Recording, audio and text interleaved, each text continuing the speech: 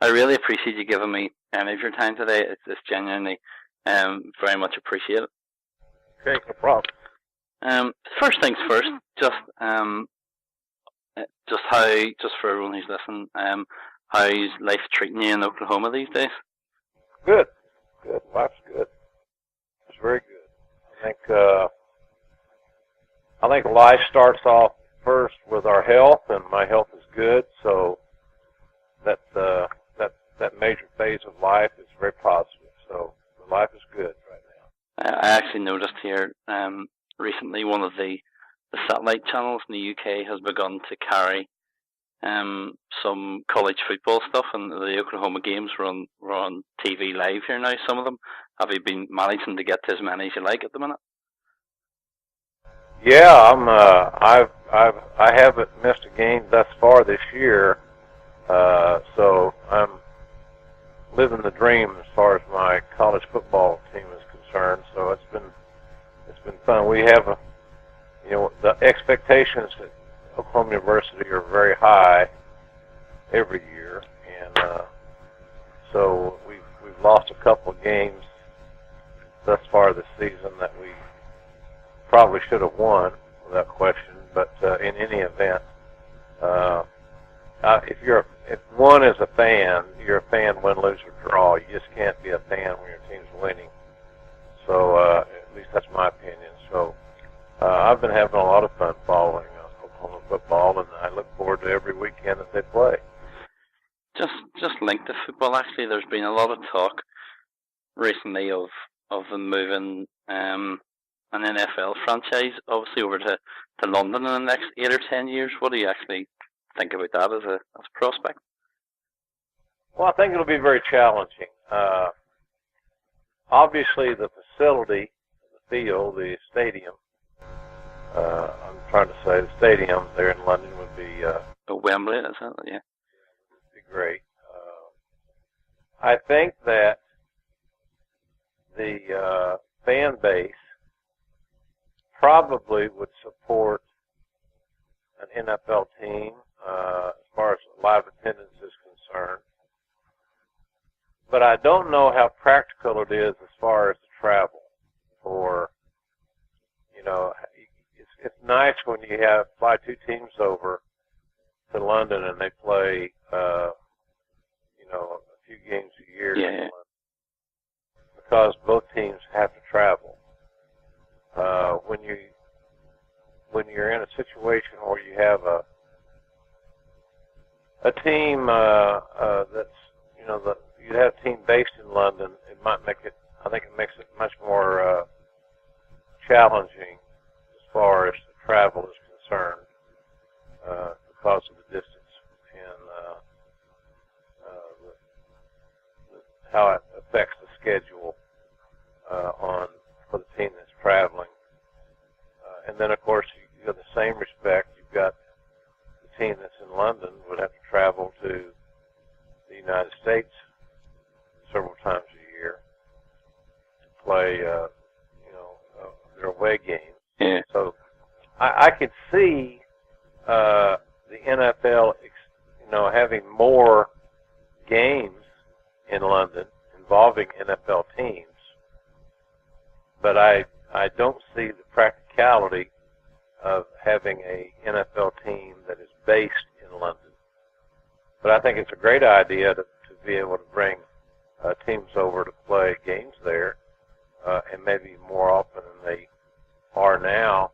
But I don't see the reality of having a London-based NFL franchise imminently. But you never know. I mean, it's a global brand. But it's just the travel element that you have to take in consideration it's something you can't do anything about because it's not going to get in the future. It's still going to be a long flight from the States to London for these guys are not going on vacation. They're going to work. And sometimes travel for big men and big athletes and 300-pounders and things like that is a little bit challenging for a flight that could, it could be several hours. So, but I think that I can see obviously it seems like that when the NFL has a game there, they do well attendance-wise. So, again, I think that the most logical scenario would be to add a few more games to be played at Wembley. And who knows, there may be other stadiums in the region that would be equally as attractive to play some isolated games from time to time as well. Yeah. I mean, at the minute, obviously, you personally have immersed yourself for quite a lot into the podcast world, and we've seen obviously there are quite a few successful people who have been in the wrestling industry who now have successful podcasts. Do you think, or do you worry that that market might get oversaturated soon? If you know what I mean, there might be too many, or do you think that the quality will always come through? I always think that the quality will always come through. I think that anybody can have a podcast. It's not difficult to create a podcast, and there's a lot of different platforms that one can utilize. That'd be like saying, are there too many European football teams, or have too many football teams in the UK and in Ireland? There are a lot of them, but if they're good and they are and their fan base is loyal, then they continue to work.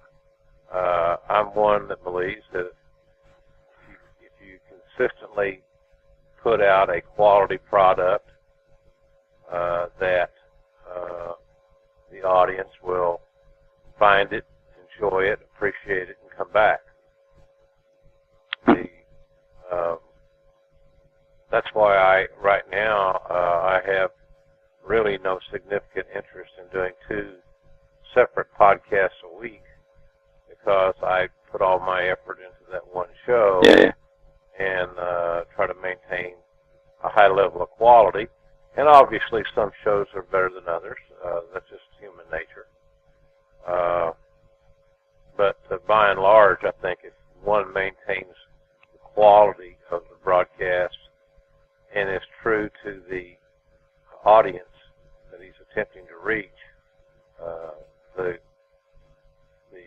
cream will always rise to the top, and the good shows will remain successful, and those that don't put the effort or the time or the energy into their shows will eventually fade away.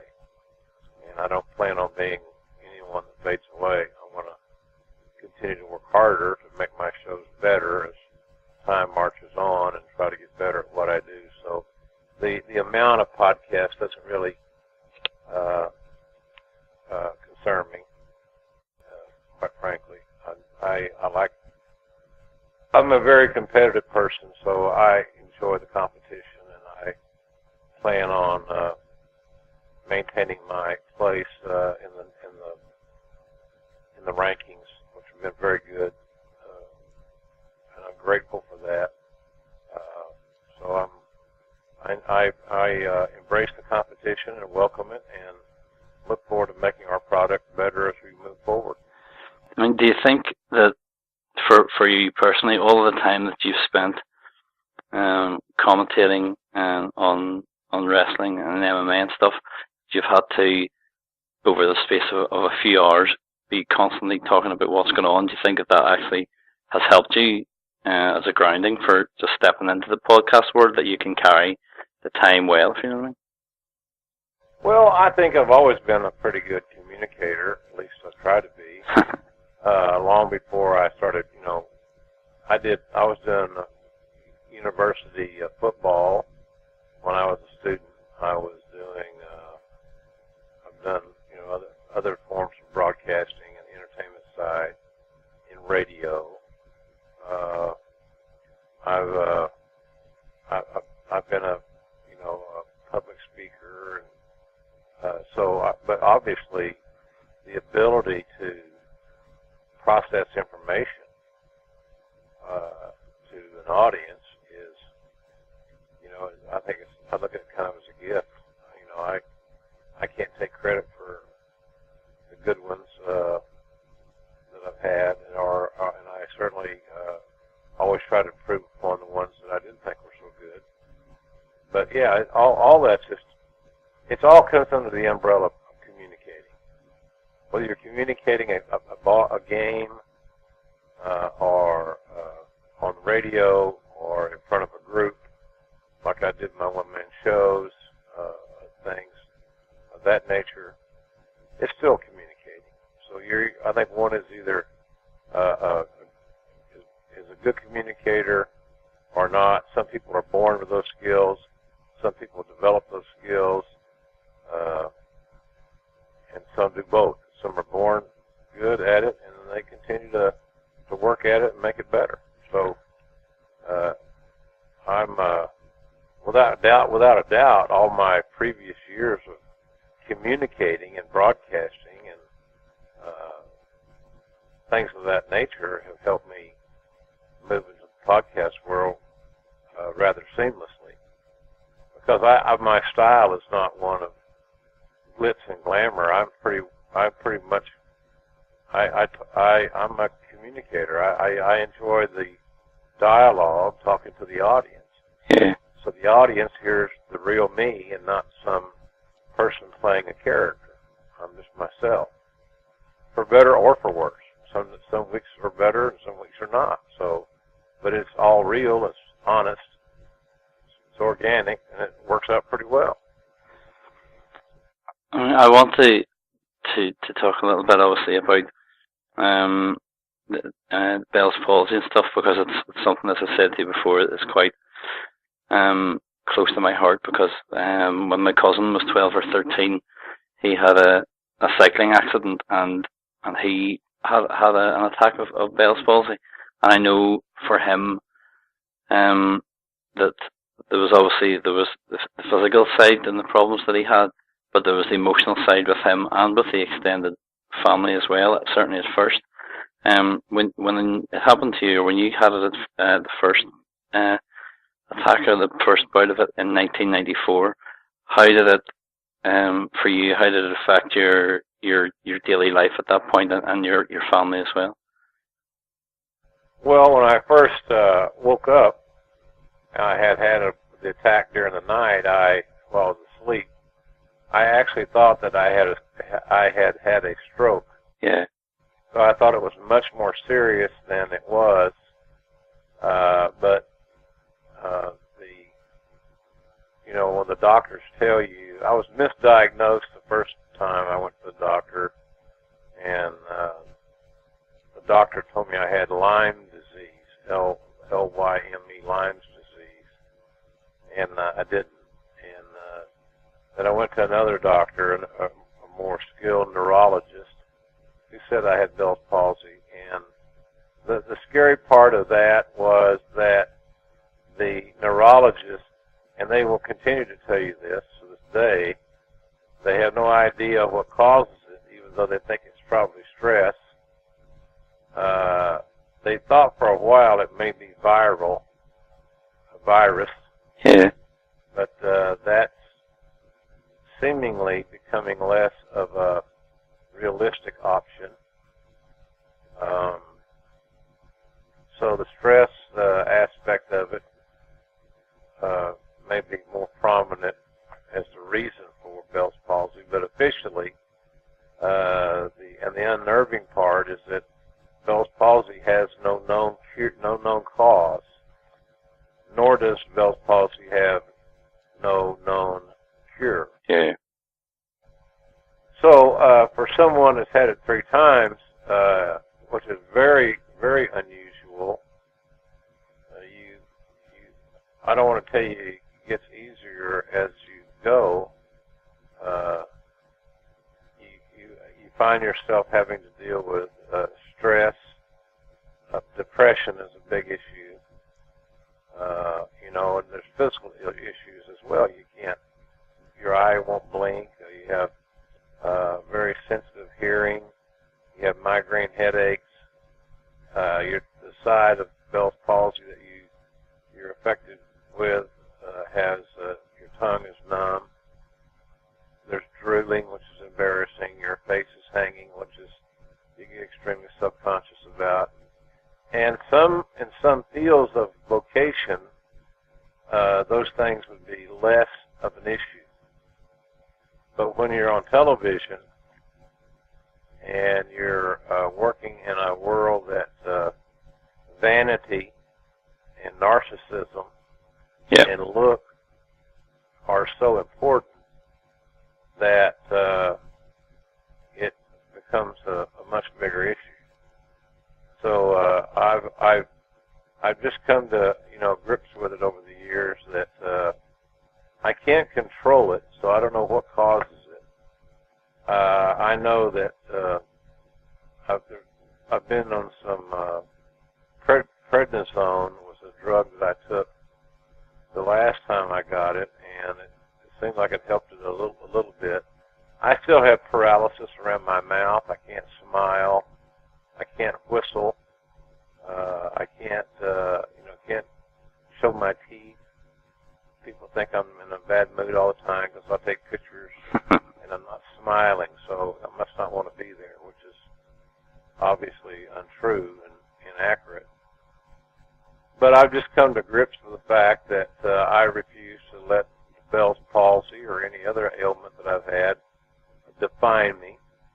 And for those who believe that my Bell's palsy was a negative as it related to being on television or doing my job as a broadcaster, that's their issue, not mine, because I don't look at it that way whatsoever. So I don't allow the condition to define me, and nor do I buy into the limitations that others have placed on me because of it. I mean, do you think it was that drive within you that helped? Well, help might be the wrong way to put it, but that whenever you had the second bout of it, obviously you were in the UK live on pay-per-view, and in '98, and it happened. Do you think? Obviously, that was just shortly after your mother and stuff. You want to. I was born to work hard and born of a very moderate family, and certainly not a privilege. So my work ethic is strong. My dedication to my craft is very prominent, and I wanted to see through what I started that night, even though I'd lost my mother 24 hours earlier while we were there in London. I just wanted to fulfill my obligation, but I had no idea, obviously, that while we were on the air, I'd have another Bell's palsy attack live on pay-per-view television. So, but again, I was determined that was not going to run me away from my position. I was going to hold my ground, and I was going to do my job to the very best of my ability. So that's just, I'm hard-headed and I'm stubborn, and I just was not going to allow the Bell's palsy to defeat me. And so that's how I approached that, and got through the broadcast, and then I was off the air for over 3 months. That was December, and then I think I didn't go back on the air until WrestleMania that year. I don't know if I did the main event at WrestleMania that year between Austin and Rock. It was their first WrestleMania main event together. So that was I was kind of out of sight, and I didn't really know what my career was going to end up being, because I was, second time I'd had it, and my look was certainly not what the WWE wanted, nor what I wanted. So I had a lot of uncertainty about what my career was going to be. My broadcasting career could have very easily been over. I knew that within the business I could find work because of administrative things. You know, I was still vice president of talent relations, and I was still hiring talent, getting talent trained, and negotiating contracts. And there were a lot of valuable skills that I could bring to the table, including creative and things of that nature. But you know, my love was broadcasting, and I just didn't know how that was going to play out. So, and then when I had it the third time, I knew then that I was on borrowed time. That it was just a matter of when I was going to, not a matter of if, but a matter of when and how I would be replaced. And so I had more confidence in my ability to rebound and continue to broadcast than the decision makers did. Yeah. And I can also see their reasoning. You know, if people didn't know what was wrong with me, then they would look at me, maybe what's wrong with that guy, and they also, if the theory of stress being a culprit to causing Bell's palsy, doing live television 51 weeks a year is not very conducive to being in a stress-free atmosphere. So, you know, I understand the WWE's logic in that regard. I didn't then, and I don't now necessarily agree with it, but it's just the way that it was. And again, I've learned later in life that, you know, I don't get too worked up over things I can't control. And when somebody makes a decision that's out of your hands, to carry it with you and to let it manifest itself into a bigger issue that you still can't solve is foolish. Yeah. I mean, I know back at the time, say it's 20, 25 years ago that it happened to my cousin, and I know how, like, the reaction of some people at school to him, or the reaction of people when he was out and about at first, and he had the slight facial paralysis and stuff, and the reactions that he was getting then. But do you see yourself, obviously, as someone who's been involved in the media, on TV, and and whether it's pay-per-view and podcast stuff, somebody who is so I can't think of the right word, but do you see yourself as almost an inspiration to show people, like, if this happens, don't let people get you down, don't let it beat you, you can push through? Well, I hope that I can be a positive role model to some that feel like they've been dealt a bad hand.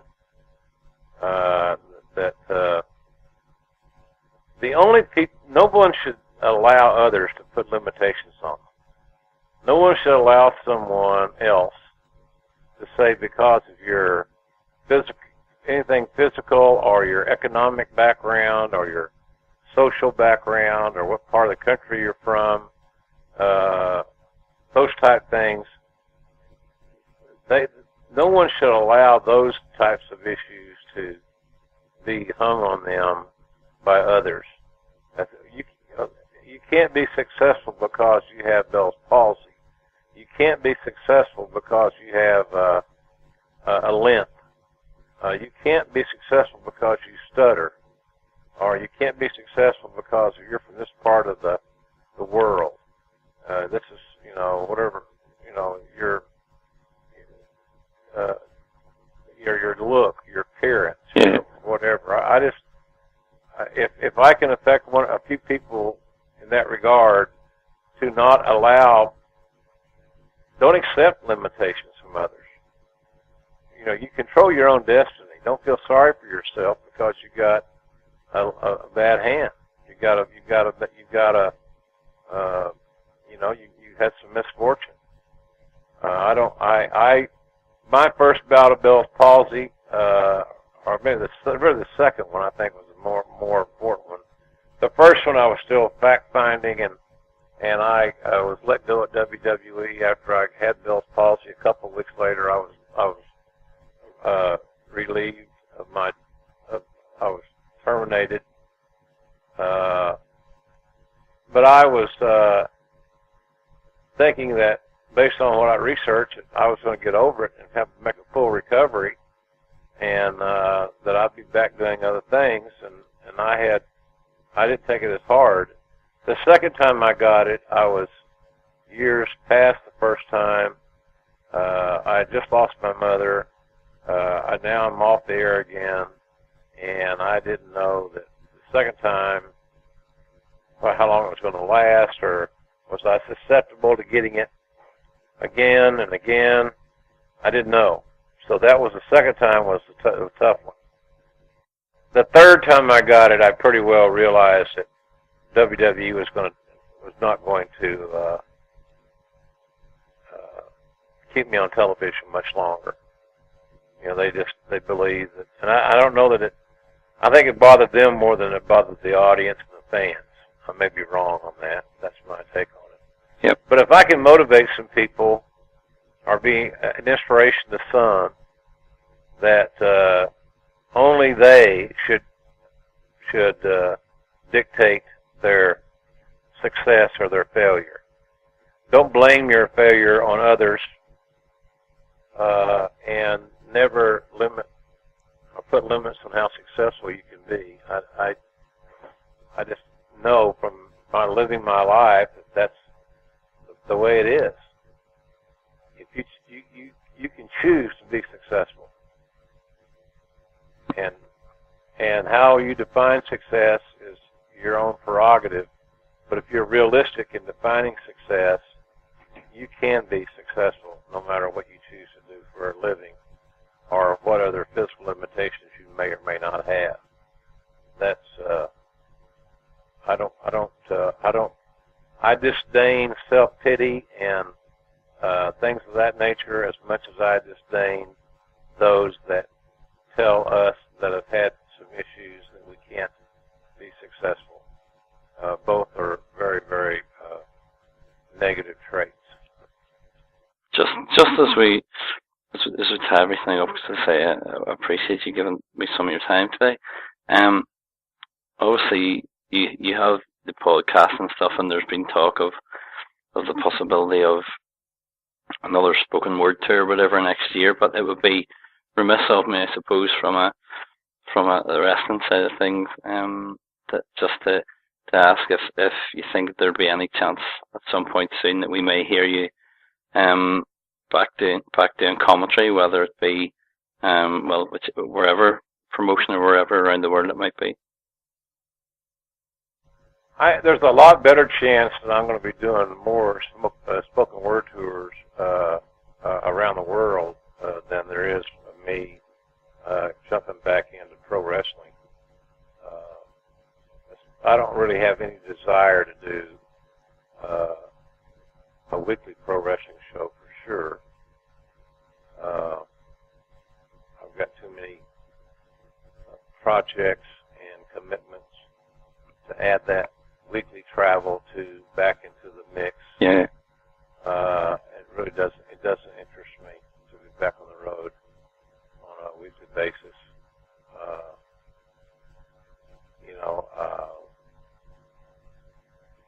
From a WWE standpoint, I'm sure, at least I'm relatively sure, that they would have no interest whatsoever in me returning to weekly television. So of that, I can say we're on the same page. The other thing is my skill set, my strengths as a broadcaster are probably not overly conducive to the presentation that WWE is presenting on television at this point in time. I don't know that I would be a very good fit in what they're doing these days. But to tell you that I'll never do another pro wrestling match again would not be accurate, because if the right opportunity presented itself and it was a good business deal, it was a win-win situation, I certainly would give it consideration. But go on weekly is really not something that I'm interested in doing. Yeah. Perhaps doing a special project, or doing a big event here or there. I can probably see myself doing that much more readily than doing something on a weekly basis where, unless people do it for a living, it's hard to understand how challenging travel is. Yeah.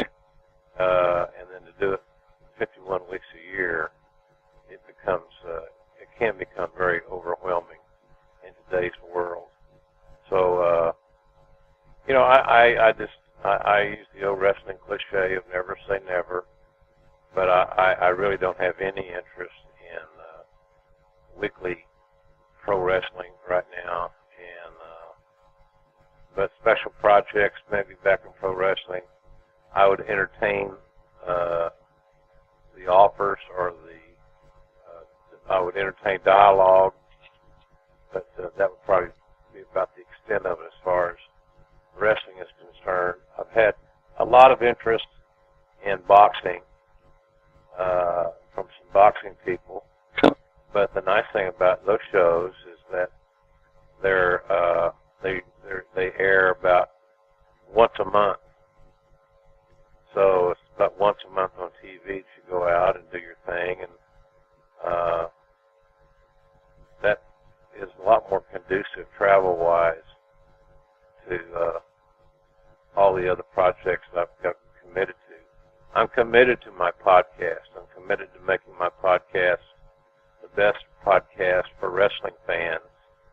And we talk about a few other things as well, but it's primarily designed for the wrestling fan, either the ones that are following it regularly today, or those that follow it casually today, or those that followed it religiously at one point in time and are not such big fans anymore.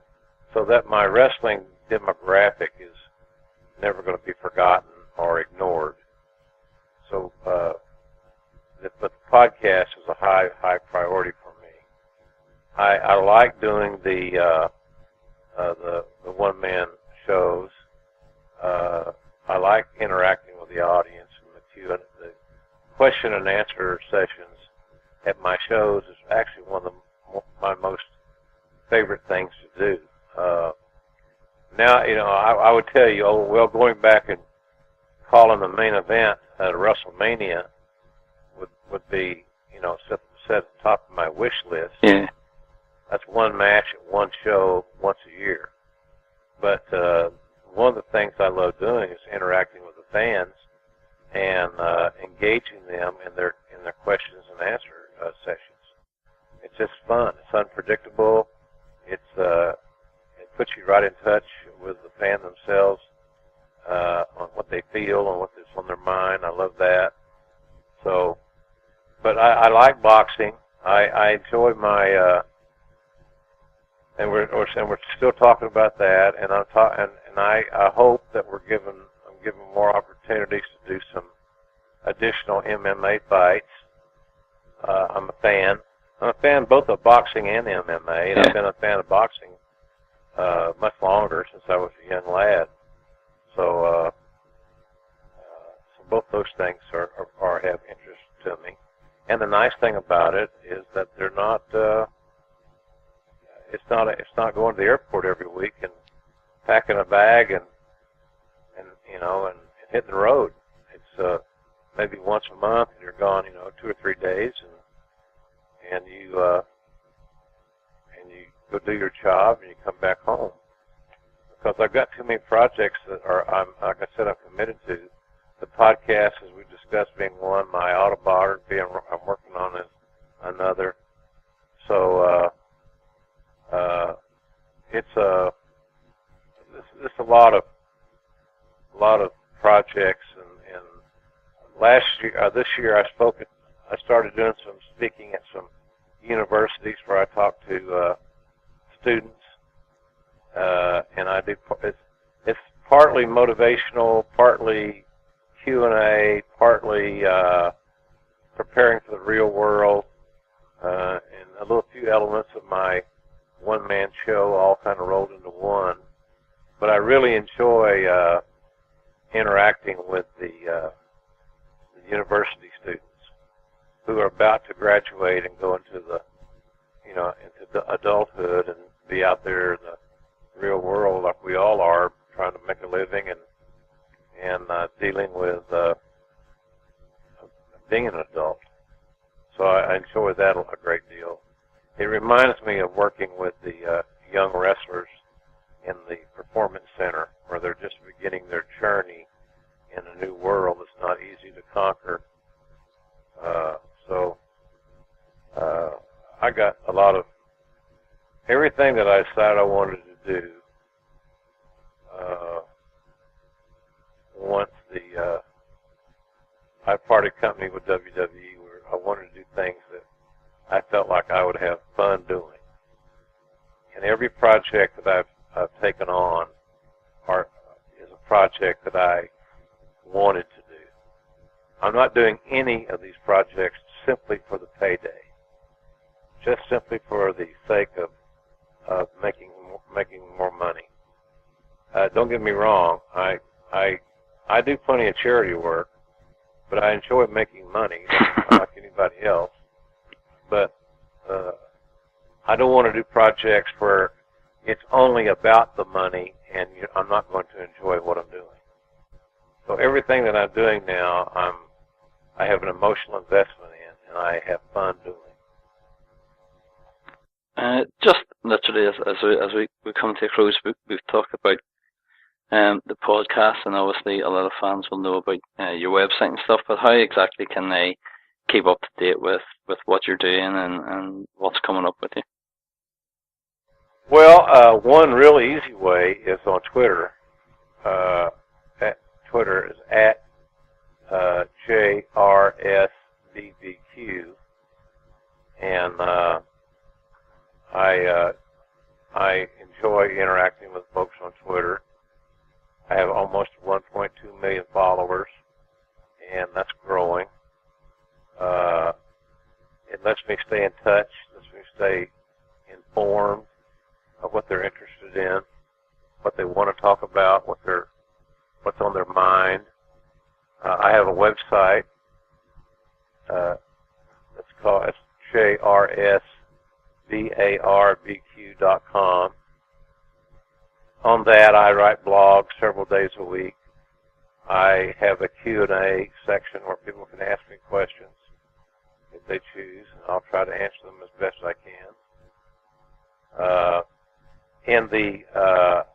Then we have 3 major partners that help us with our online distribution of our products that we sell. 4 actually. One is WWEshop.com, sells a great deal of our products, our sauces and mustard and ketchup, seasoning. We have 2 partners in the UK that ship throughout the UK and in Ireland and throughout most of Europe. American Soda.co.uk,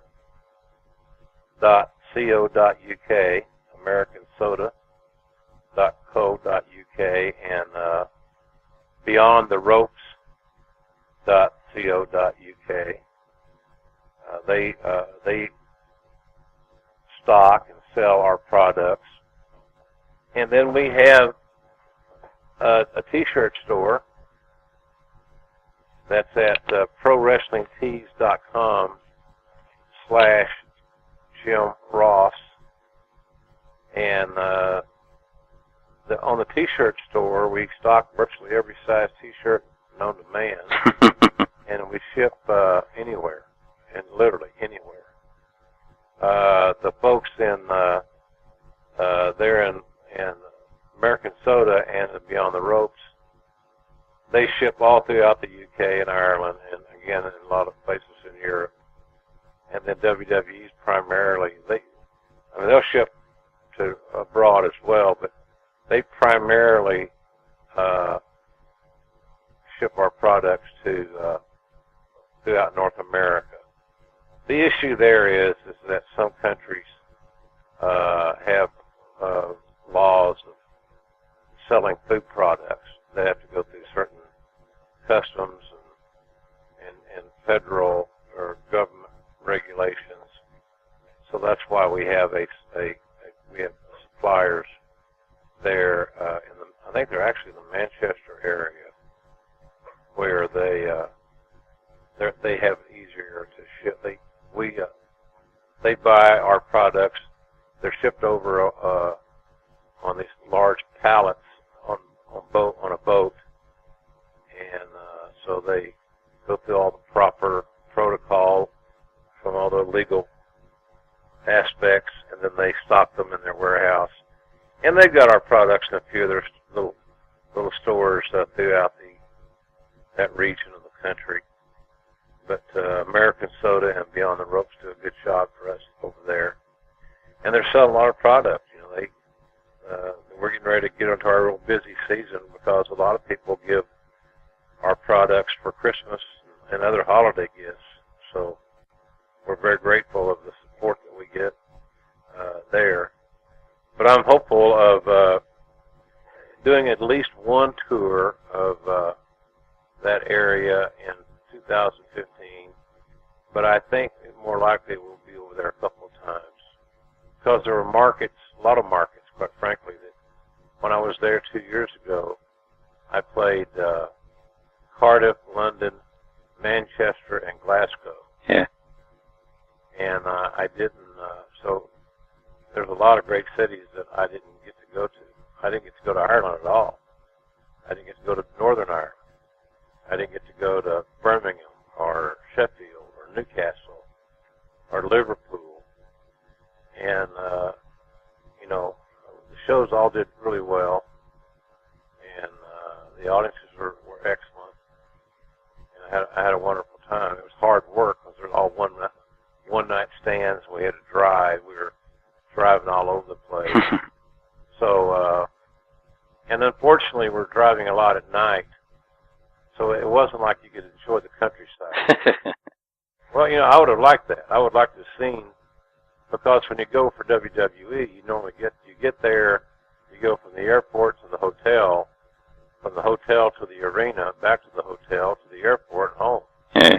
For my role when I was going over there all those years. So I really never got a chance to see the countryside and other, you know, enjoy the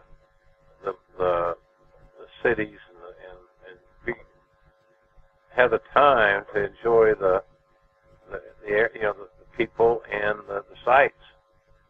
And so I was hoping that would be a little bit different on that trip, but we drove so many nights after the shows were over that, you know, it was impossible to enjoy the countryside. I think that when we drove from Manchester to Glasgow, I believe that was a day drive. It was beautiful.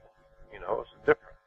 I was really happy that I got to see a little bit of the countryside after all these you know, dozens and, you know, maybe hundreds of trips to the UK. I didn't see much,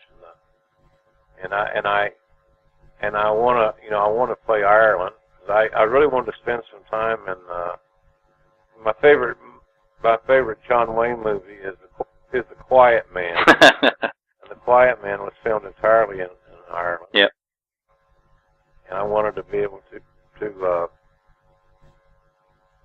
look around a little bit, you know, just to, you know, we don't never know. The Mars are not guaranteed, so when, you know, you go to a beautiful country and a beautiful place and around friendly people, you want to be able to enjoy it somewhat. So I'm hopeful that I'll make at least one or two significant trips in that part of the country in 2015. We're talking about Australia too, because I've never, in all the years I've been on television in Australia, which was in the Turner years at TBS and WCW, and then in WWE, I'd never been to Australia. So I kind of like to go down there one time, you know, and do our show and enjoy the fans and again to the country. So, 2015 is going to be a very exciting year. I'm not going to be doing anything 51 weeks a year, but I am going to be busy. And it'll be the year that my book comes out, which I'm excited about. I hope it's going to live up to the expectations. And it's a massive, massive undertaking because it brings back the best and the worst of everything. Yeah. It brings back the laughs, the laughter, the success, and the adulation, and as they say, the thrill of victory. It also brings back the heartache and the sadness and memories that one would rather suppress as to dig up and remember again. Yeah. So it's a very emotional experience, quite frankly, to write one's autobiography, because we've all lived our lives with heartache and with joy, and it's just the reality of life. So hopefully I'm probably at a better place now to write it than I ever have been, but it still doesn't, when I think about getting a phone call about Brian Pillman's death, yeah. when I'm sitting at ringside and I see Owen Hart fall from the sky and die 15 or 20 feet from me, things like that, Eddie Guerrero's passing, the Chris Benoit tragedy, all these senseless things that occurred, some of them senseless, and some of them just for life, I guess. I can't ignore those in my stories. Yeah. It's part of my journey. And I think that all of our journeys have different routes we take. And sometimes you get on real nice roads that are smooth, and it's a nice, easy drive, and then sometimes you have to take a detour, and it's rough traveling. But the key thing is to always make sure you keep going in the direction that's going to get you to your destination. And I don't really know what my destination is right now, other than to be happy with every day and not take tomorrow for granted, and to do things that I enjoy doing. And I'm always going to be a wrestling fan. I'm always going to be indebted to the people that have supported me through all my career. And I'm going to continue to do things that I hope that they enjoy, and always try to give back. So that's kind of where I am at this point in my life. And so I just want to make sure people understand when I say I'm not going to do wrestling again. I'm not going to do wrestling again weekly. Yeah. I'm 62 years old. I did it for 40 years, basically, and I just would rather, if I'm going to do wrestling, I want to do something. I want to do events that are special, and that I can get geared up for and get excited about. And it's hard to get excited about going to the airport every single week. And the way that the TVs are being produced now, with so much talk and so much attempts at comedy, makes it very challenging to maintain one's intensity and their passion and their fire, yeah, and their love of the game, when one would prefer, in my situation specifically, to engage in a different, a little different style. And I'm sure that there are football fans there where you live. The game has changed over the years. The style, the pace, technique, the players have changed.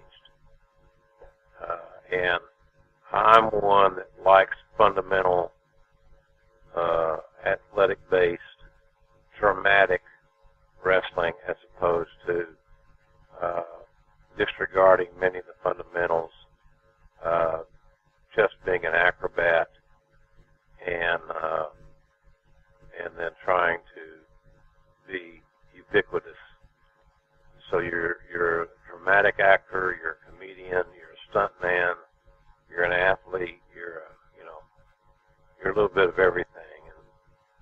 sometimes one can spread themselves too thin, and you start losing in the translation. Yeah. So, but life for me is great. You know, I'm happy and very wouldn't change a thing. Wouldn't change a thing in my career.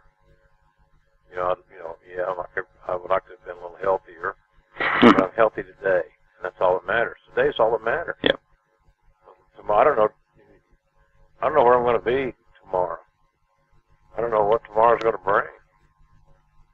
So so as we speak, everything is absolutely brilliant. Everything is just spectacular. Well, as you were saying, I can confirm to everybody who's listening, that's what you were saying about the website and the Q&A, because back in the day, I think before I was doing any stuff and interviewing anyone, I had asked you a question, I think, in relation to Eddie Guerrero, and you had answered it, and I can definitely confirm that the sauces were good. I had the Chipotle one, and it was very, very good. But and while it would be great to see you across here, it's also been great, sir, can I say, to be able to have had a little bit of your time, or a lot of bit of your time this afternoon, and to talk about that. It's been really much appreciated. So thank you so much. Okay, glad to help, Jerry.